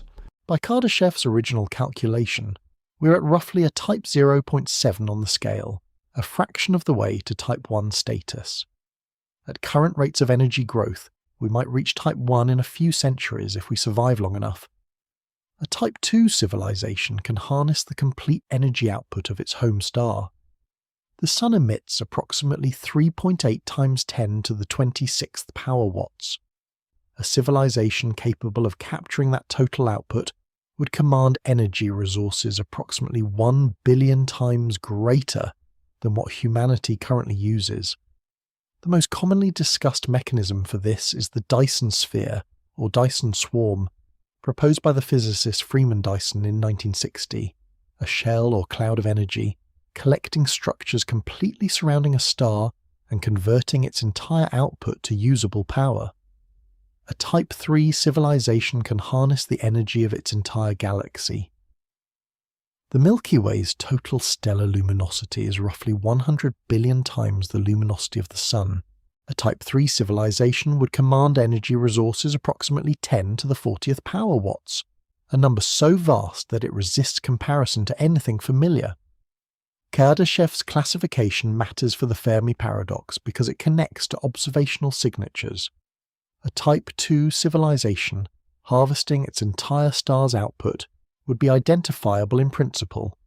The star, surrounded by energy, collecting structures, would not emit light at visible wavelengths. The waste heat from those structures, no conversion is perfectly efficient and all energy eventually becomes heat, would be emitted in the infrared. Such a star would appear dim or invisible in optical surveys and bright in infrared surveys. The astronomer Freeman Dyson proposed searching astronomical catalogues for stars with this signature in the same 1960 paper, where he proposed the sphere. Searches have been conducted. In 2015, the astronomer Tabitha Boyajian and colleagues published a paper describing the star KIC 8462852, since nicknamed Tabby's star or the WTF star for Where's the Flux, which showed an unprecedented and unexplained pattern of dimming. In the Kepler Space Telescope data, Tabby's star dimmed by up to 22% at irregular intervals, a pattern unlike anything produced by planets, star spots, or any known natural process. No one expects a single star to dim by 22% at irregular intervals in a pattern that matches no natural model. The anomaly attracted enormous attention, including serious scientific discussion of whether the dimming could be caused by a swarm of megastructures in partial stages of construction around the star.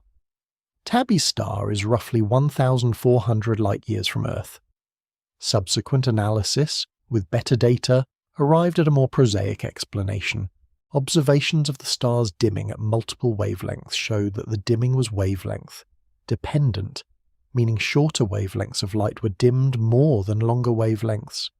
This is characteristic of dust and is not consistent with solid megastructures, which would block all wavelengths equally. The current scientific consensus is that Tabby's star is surrounded by an unusual disk or ring of fine dust with a complex geometry that has not been fully determined. Natural, but unusual. Tabby's star is not a Dyson sphere, but the episode is instructive in two ways. First, it shows that astronomical surveys can identify anomalous signatures that cause serious researchers to consider artificial explanations. Second, it shows that natural processes are creative enough to produce things we have not seen before. The gap between no natural explanation currently known, and therefore artificial, is wider than it looks.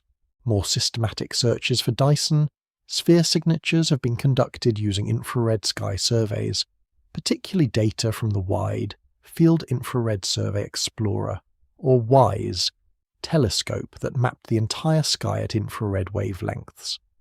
These searches found candidates, stars with excess infrared emission beyond what their spectral type predicts, but all candidates found to date have been explained by natural processes, circumstellar dust, interacting binary stars, or other known astrophysical mechanisms.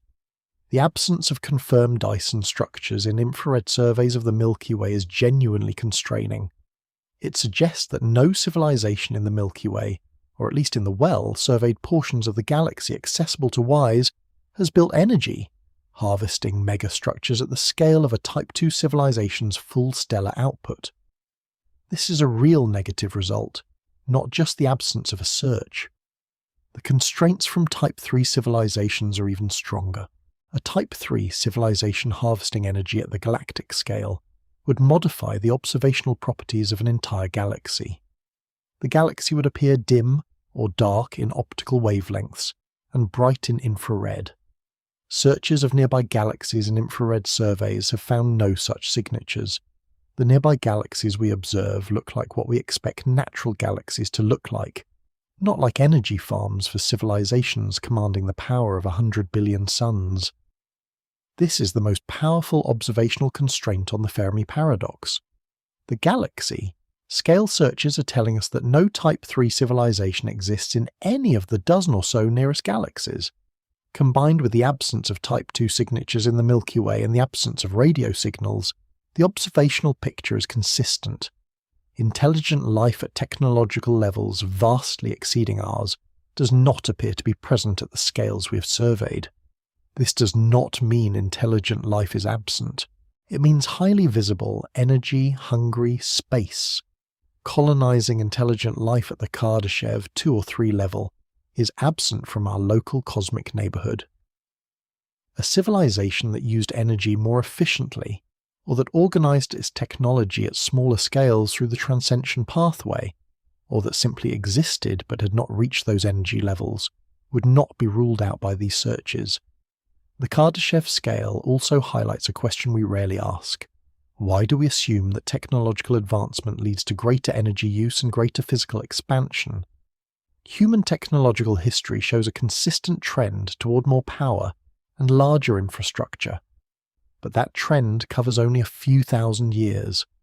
Over millions or billions of years, the trend might reverse. Intelligence at sufficient maturity might find that the deepest insights require not more energy, but more precision, that the frontier is inward rather than outward. Tonight, we are at the very beginning of the technological scale. What we can observe, we have surveyed. What remains unseen may be silent for reasons that have nothing to do with absence. the silence of the universe extends beyond radio astronomy. It extends into the atmospheres of distant worlds, where a new generation of telescopes is beginning to look for the chemical signatures of biology. A biosignature is a chemical compound or pattern of compounds in a planet's atmosphere that is difficult or impossible to explain by abiotic chemistry alone, meaning chemistry that does not involve living organisms. The most discussed biosignature is molecular oxygen, the diatomic O2 that makes up roughly 21% of Earth's atmosphere. Oxygen is highly reactive and would combine rapidly with rocks and minerals if it were not being continuously replenished. On Earth, the replenishment source is photosynthesis. Billions of tons of oxygen produced every year by photosynthetic organisms consuming carbon dioxide and releasing oxygen as a byproduct. Without the biological flux, atmospheric oxygen would disappear from Earth's atmosphere in geological terms quickly, within a few million years. A planet with a substantial fraction of molecular oxygen in its atmosphere is therefore, in principle, a planet with something producing oxygen faster than it is being consumed, which on current scientific understanding implies biology. If the James Webb Space Telescope or its successors can detect the spectroscopic signature of molecular oxygen in the atmosphere of a planet orbiting a nearby star, it would be among the most significant discoveries in the history of science. By the end of tonight, the James Webb Space Telescope, launched in December 2021 and positioned at the second Lagrange point, is the most capable astronomical instrument ever deployed for detecting atmospheric chemistry at interstellar distances. It observes in infrared wavelengths, and it is capable of detecting the atmospheric signatures of exoplanets by observing the change in the host star's light spectrum as the planet transits across the star's disk. Some of the star's light during transit passes through the outer layer of the planet's atmosphere, and the atoms and molecules in that atmosphere absorb specific wavelengths of light, creating spectroscopic fingerprints detectable by Webb's instruments. The TRAPPIST, one system has attracted particular attention for this type of study. TRAPPIST 1 is an ultra-cool red dwarf star approximately 40 light years from Earth, orbited by 7 rocky planets, 3 of which are in or near the traditional habitable zone. The planets are densely packed in close orbits, and the star is small enough that the relative size of the planets against the stellar disk is favourable for atmospheric spectroscopy. Webb has already begun studying TRAPPIST 1 planets, and early results published in 2023 showed that TRAPPIST 1c, the second planet from the star, and a Venus analogue in terms of insulation, likely lacks a thick carbon dioxide atmosphere, suggesting it may not have retained a substantial atmosphere at all. The TRAPPIST 1 planets are not yet confirmed to have atmospheres suitable for life, let alone atmospheres showing biological signatures. But the system is close enough, and the observational geometry favourable enough, that it provides the best near-term opportunity to look for biosignatures on rocky planets around a different star. The complication is that oxygen is not the only possible biosignature, and some abiotic processes can produce oxygen. Photolysis of water by ultraviolet light can split water molecules into hydrogen and oxygen. The hydrogen escapes to space and the oxygen accumulates. Some modelling studies have suggested that a water-rich planet around a very active star could build up a significant oxygen atmosphere without biology. Methane presents similar complications. On Earth, methane is primarily of biological origin, produced by methanogens and other organisms. But methane also escapes from volcanic systems, and can be produced abiotically in hydrothermal environments. Detecting methane in an atmosphere does not automatically imply biology, especially if the observed methane level is consistent with volcanic production. The technosignature is the chemical signature of technology rather than biology. A technosignature would be a compound that not only has no natural production pathway, but specifically requires industrial chemistry. Nitrogen dioxide, NO2, is produced in significant quantities by combustion engines and industrial processes.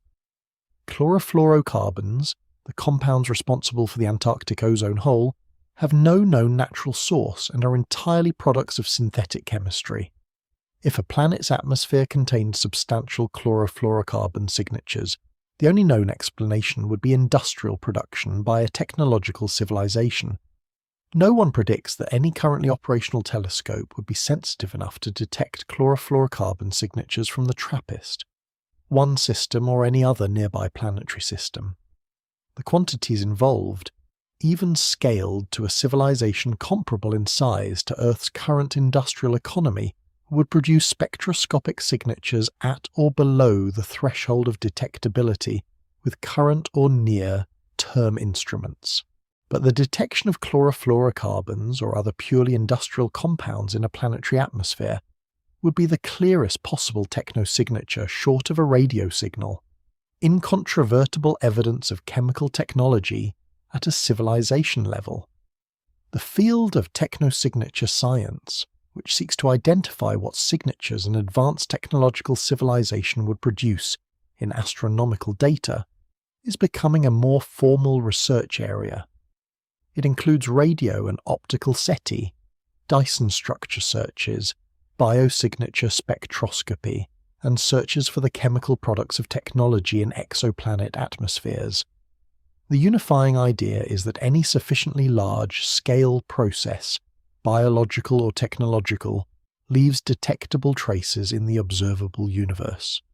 By the end of tonight, the transition from listening to looking in biosignature and technosignature science means that the search for life is no longer limited to asking whether anyone is broadcasting. It now includes asking whether any other planet shows the chemical fingerprint of life or technology, whether they intend to communicate or not. A planet that evolved complex life but never developed radio technology would be detectable by its oxygen atmosphere. A planet with an industrial civilization that has chosen silence over SETI would be potentially detectable by its industrial chemistry. The universe is becoming transparent to life in a way it was not 20 years ago. We are developing the instruments to read it. Tonight, we have not yet found the signature we are looking for. The atmospheres of all observed exoplanets remain, to current measurement precision, consistent with abiotic chemistry.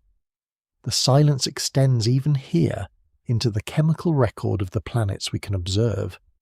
But we have barely started reading, and the pages are beginning to come into focus. There is a philosophical dimension to the Fermi paradox that physics alone cannot resolve, and it concerns the nature of observation itself. When we ask why the universe appears empty, we are asking why we observe what we observe, and the question of why we observe what we observe is entangled, in ways that take some care to unpick, with the question of who is doing the observing. The observation selection effect, sometimes called the anthropic principle, notes that any conscious observer necessarily finds itself in a universe that produced conscious observers. This sounds trivially circular, but it has non-trivial implications. We cannot use our own existence as evidence that the conditions for conscious observers are common, because in a universe where those conditions are rare, the beings who find themselves in one of the rare places where the conditions are met will still observe themselves to be in a universe that produced consciousness. They have no alternative vantage point. Applied to the Fermi paradox, the observation selection effect cuts in a particular direction. The fact that we exist and find ourselves on a planet around a star that is hospitable to life does not tell us whether such planets are common or rare. It only tells us that we exist in a place where they are present. If planets like Earth are 1 in a billion among all rocky planets, we would still find ourselves on one of the rare ones, because we could not find ourselves on any of the common barren ones. The same reasoning applies to the emergence of life, the emergence of intelligence, and the emergence of technological civilization. At every step where selection effects apply, the observation that we pass through that step does not constitute independent evidence that the step is easy. The beings who exist are, by definition, the beings who made it through. Their existence is certain. The ease of the passage is not. This does not mean the universe is probably empty of life. It means we cannot straightforwardly use our own existence to calibrate the probability of life elsewhere. The probability of life elsewhere is constrained by the Drake equation and by observational searches for signals and biosignatures. Our own existence adds only the certainty that we exist here, which is not new information. The philosopher Nick Bostrom has argued that the most useful test of whether the great filter is behind us or ahead of us comes from exactly this kind of consideration. If we find strong evidence of life elsewhere in the solar system, life that arose independently from our own lineage, the implication is that the origin of life is easy. If the origin of life is easy, the great filter is not in the origin of life. It must be elsewhere. And the candidates for where it must be then shift toward the emergence of intelligence or toward the fate of civilizations. Both of those locations place the filter ahead of us. Both of those outcomes are the dangerous outcome. No one predicts that the most terrifying thing SETI could discover would not be a signal, but a fossil. A fossil of a single-celled organism in a Martian rock, or a microbial mat in the liquid water of Europa's ocean. Each of these would be a beautiful discovery and simultaneously one of the most alarming results in the history of science. Beautiful because life exists elsewhere. Alarming because the silence that follows from easier biogenesis but still empty radio telescopes points toward a filter that lies ahead of the civilizational development we have so far survived. The anthropic reasoning also generates what is sometimes called the doomsday argument, an uncomfortable line of thinking that has been disputed extensively since it was first proposed by the philosopher Brandon Carter in 1983. And developed by the astrophysicist Richard Gott and by Bostrom. The argument, in its simplest form, notes that if we randomly sample our position within the sequence of all humans who have ever lived or will ever live, we should expect to find ourselves roughly in the middle. If we are somewhere in the middle of the total human population, and we are currently at roughly 100 billion humans total who have lived across history, then the expected total number of humans who will ever live is roughly 200 billion. At current population sizes, that implies humanity has perhaps a few thousand more years of existence before going extinct. The argument is controversial because it treats being a randomly selected human as a well-defined probability problem, which many philosophers dispute. But the basic observation selection reasoning from which it derives has not been definitively refuted. The relevant import for the Fermi paradox is this.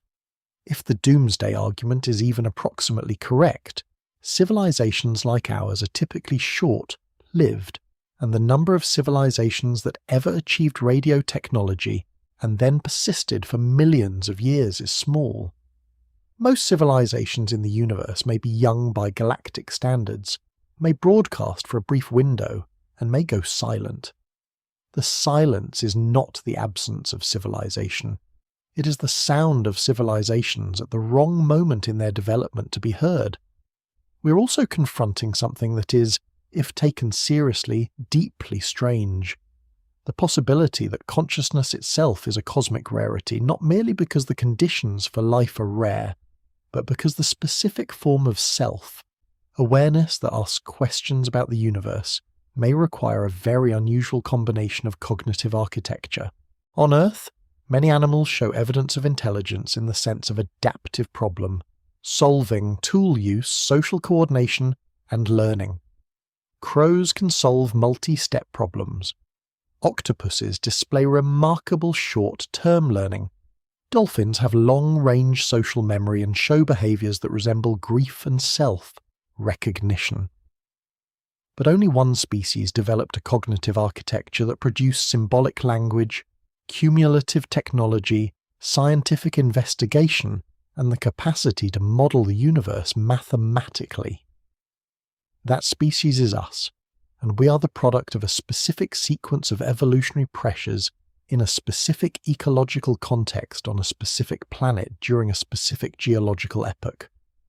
No one expects the evolution of recursive self, awareness, the capacity to think about thinking, to model the universe from within the universe, to ask questions whose answers extend beyond any individual organism's survival needs, to be the inevitable or even common product of intelligence.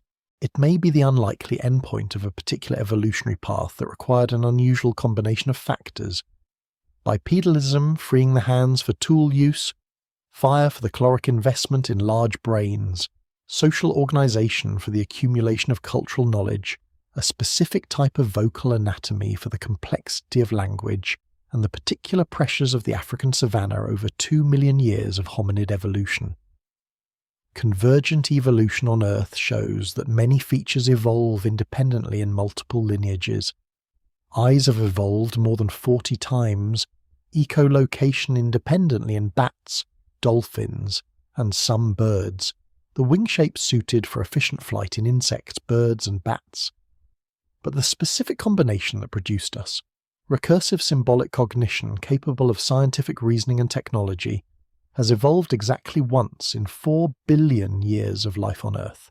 If that combination is one of the hard steps, then the universe may be full of biospheres with complex life, with nervous systems, with social intelligence, but mostly without the specific cognitive toolkit that produces a civilization capable of building radio telescopes and wondering where everyone else is.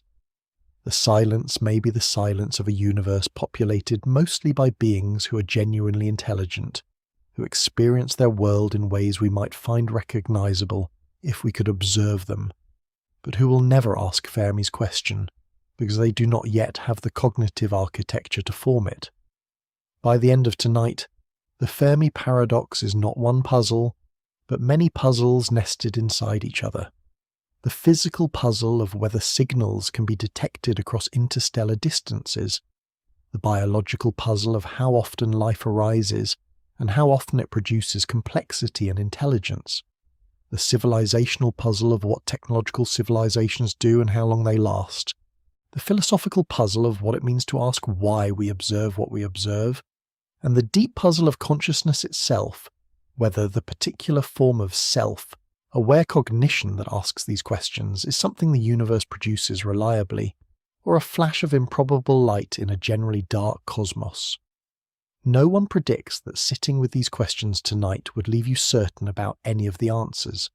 The uncertainty is genuine, not temporary. The silence may be explained by any combination of the factors we have discussed, or by something we have not yet thought to look for. What we can say with confidence is this: we are the beings who are asking. Whatever the answer turns out to be, the asking seems important. The universe has not offered an explanation. We have to find it ourselves. It is worth pausing to consider what it would actually look like if we found one. Tonight, if an astronomer at a radio telescope detected a signal that appeared to be of non-natural, non-terrestrial origin, the immediate steps would follow a protocol that the SETI community has developed and revised over decades.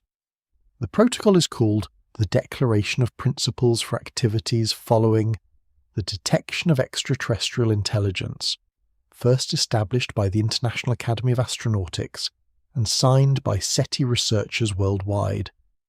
It specifies what should happen in the critical hours and days between a candidate detection and a verified announcement. The first step is to confirm that the signal is not a local artifact. Radio telescopes pick up enormous amounts of radio frequency interference from human technology. Satellites, aircraft, cell towers, cars with faulty ignition systems, microwave ovens used by staff in a building too close to the telescope. The history of SETI is littered with exciting candidate detections that turned out to be caused by one of these terrestrial sources. A candidate signal must be replicated in multiple observations, at the same location in the sky, at the expected frequencies, with the expected Doppler shift or lack thereof that would indicate it originates outside the Earth's atmosphere. The second step is to confirm the signal with a different telescope. No single telescope detection, however convincing, constitutes a confirmed discovery. A second, independent telescope at a different geographic location, pointing at the same region of the sky at the same time, should either confirm or fail to detect the signal. If two geographically separated telescopes both detect the signal from the same direction at the same time, the probability that it is local interference drops dramatically. The third step, under the Declaration of Principles, is to notify the international astronomical community through established channels before making any public announcement. The Secretary General of the United Nations should be informed. The relevant scientific bodies should be informed. The detection community has, at least in principle, committed to a protocol of transparency and deliberation, rather than a unilateral announcement by the detecting institution. The fourth step, under the Declaration of Principles, is that no reply should be transmitted to the signal source without first consulting the broader international community.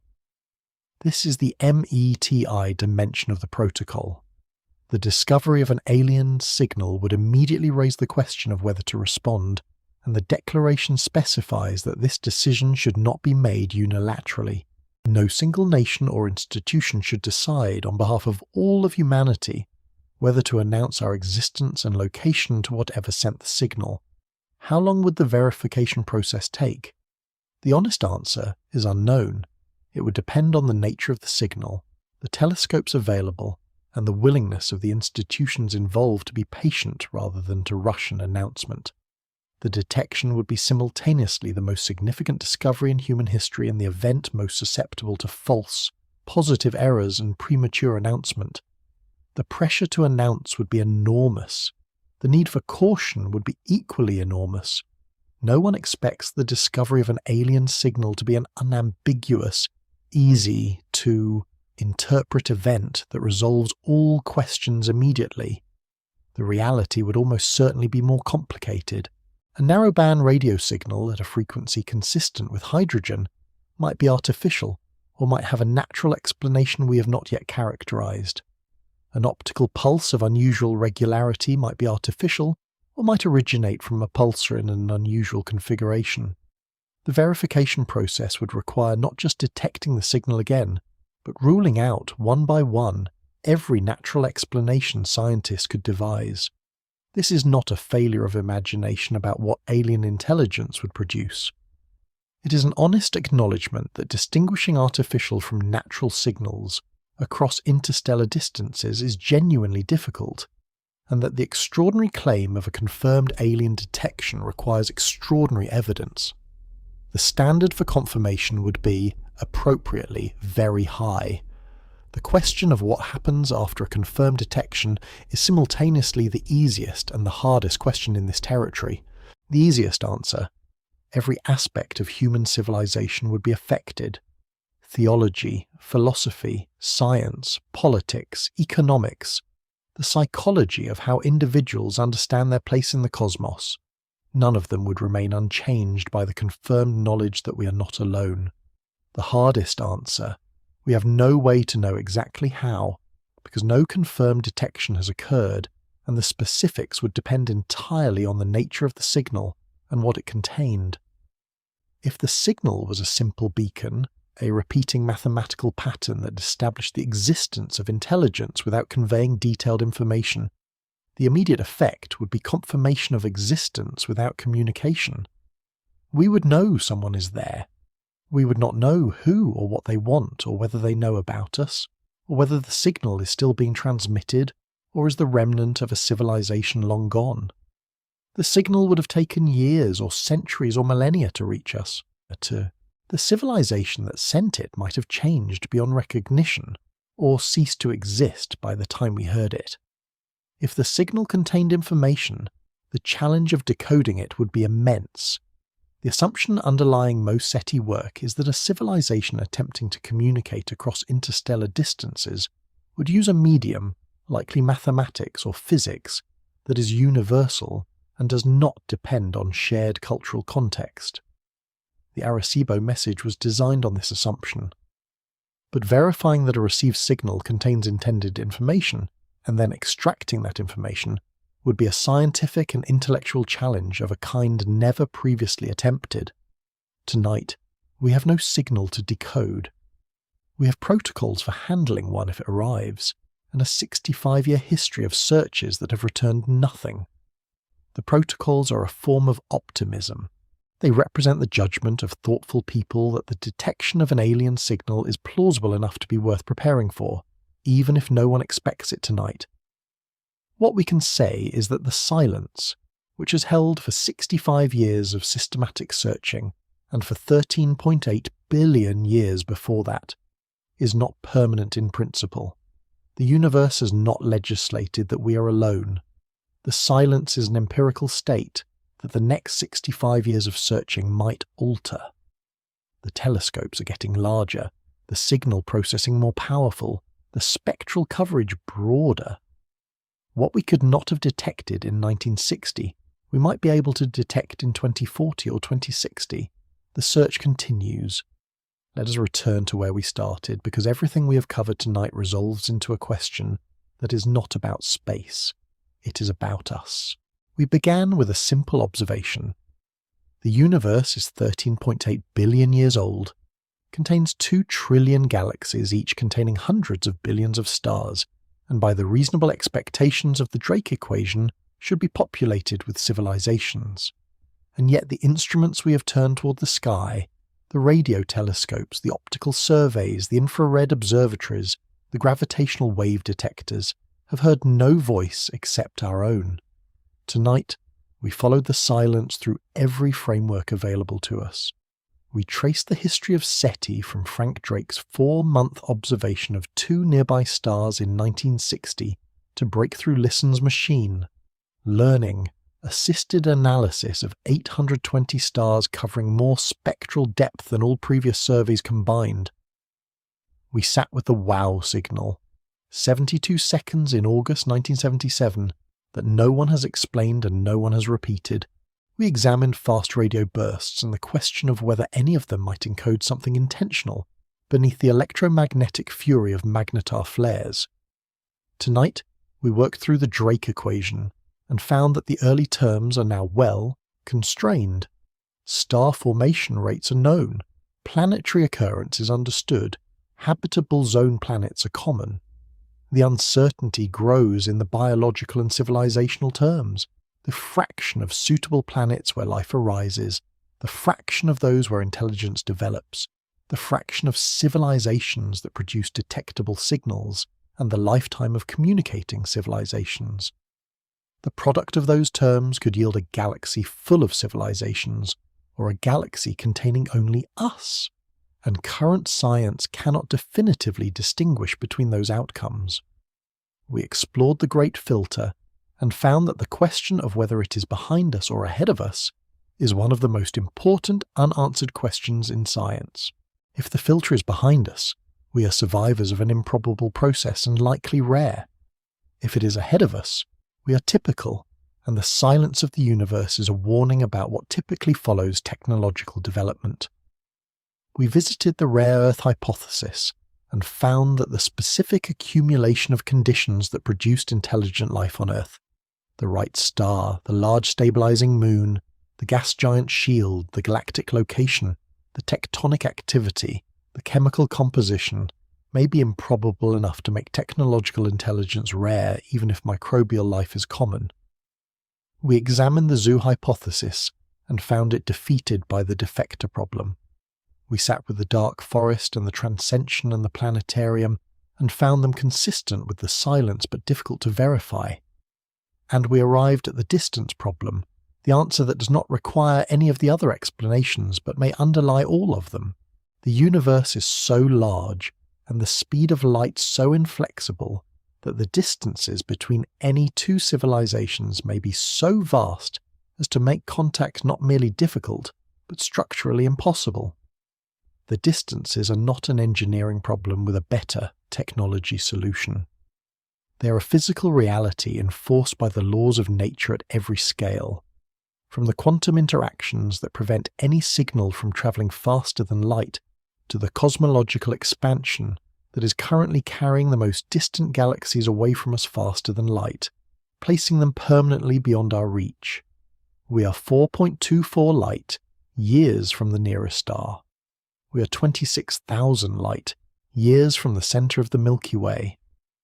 We are 2.5 million light years from the Andromeda Galaxy. The cosmic web, The largest structure in the observable universe is hundreds of millions of light years across, and the observable universe itself, the sphere within which light has had time to reach us in 13.8 billion years, is 46 billion light years in radius in every direction. By the end of tonight, the most honest thing we can say about the silence is that it may not be an anomaly requiring a special explanation. It may be the universe behaving exactly as its physics predicts it should. A vast space in which the speed of light and the distances between thinking creatures are so perfectly matched that contact is a condition that the laws of physics do not readily permit. We are grateful tonight, not in a trivial way, for the coincidence that allowed us to be here at all. Whatever filtered out the civilizations that should have preceded us, whatever distances keep us from those that may exist now, we are here, thinking, listening, pointing our most sensitive instruments at the sky in the hope of hearing something that proves we're not the only ones doing so. By the end of tonight, that hope is not foolish. The silence does not prove emptiness. It proves only that the universe has not spoken to us yet, and a universe this large, this old, this improbably full of the physical conditions necessary for life, does not typically withhold its surprises forever. We may find something, we may not, but the act of listening, the decision of a species to turn its instruments toward the dark and ask whether anyone else is there, seems to us to be one of the most important things a civilization can do, not because contact is certain, but because the question itself is serious, and the silence that answers it deserves to be taken seriously rather than explained away. Tonight, the question of why the universe is silent has no single answer. It has several possible answers, each of which has profound implications for what we are, what we might become, and whether anything else in the cosmos is asking the same question we are. The silence is not passive. It is a presence of its own kind. Every night that passes without a confirmed signal is itself a data point. It constrains the models. It narrows the range of possibilities and forces us to look more carefully at the ones that remain. No one expects that 65 years of silence would teach us so much. And yet the discipline of taking the absence seriously, of asking what the absence implies and what it rules out, has produced a more rigorous understanding of where we stand in the cosmos than the easy optimism of a fully populated galaxy would have allowed. The silence made us more careful thinkers about what life is, how intelligence arises, how civilizations persist, and how the universe permits or prevents the conversations it potentially contains. We are also at an interesting moment in the search. The instruments are improving in capability faster than they have at any previous point in SETI's history. Machine learning is allowing the analysis of radio telescope data at scales and speeds not possible a decade ago. The James Webb Space Telescope is beginning to produce atmospheric spectroscopy of exoplanets, with detail that was not achievable before its launch. Future planned missions will push that capability further.